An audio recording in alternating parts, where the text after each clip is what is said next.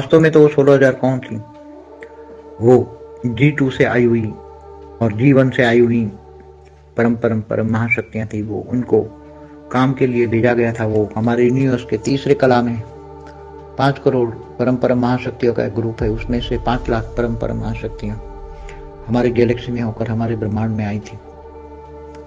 और ये स्वर्गलोक में 5 लाख थी, उसमें से 16,000 को अभी धरती पर भेजा था इन्होंने, धरती का सारा ऑब्जर्वेशन करने के लिए।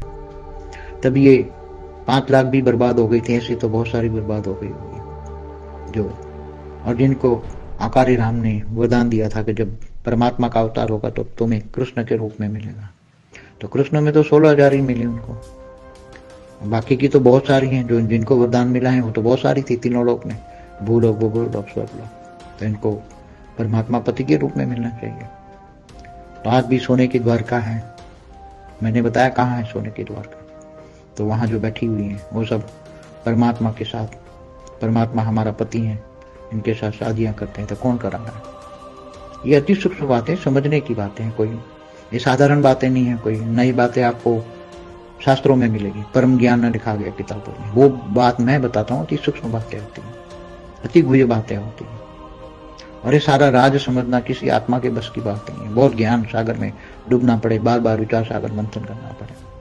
तो आज वो सोने की द्वारका जो पहले 5,000 साल पहले थी, वो यह सोने की द्वारका है। उसमें और भी बहुत सारी ढेर की ढेर वही आत्मा है जो रावण ने बर्बाद की थी। उनको वरदान मिला था आकारी राम के द्वारा कि तुम्हें परमात्मा पति के रूप में मिलेगा।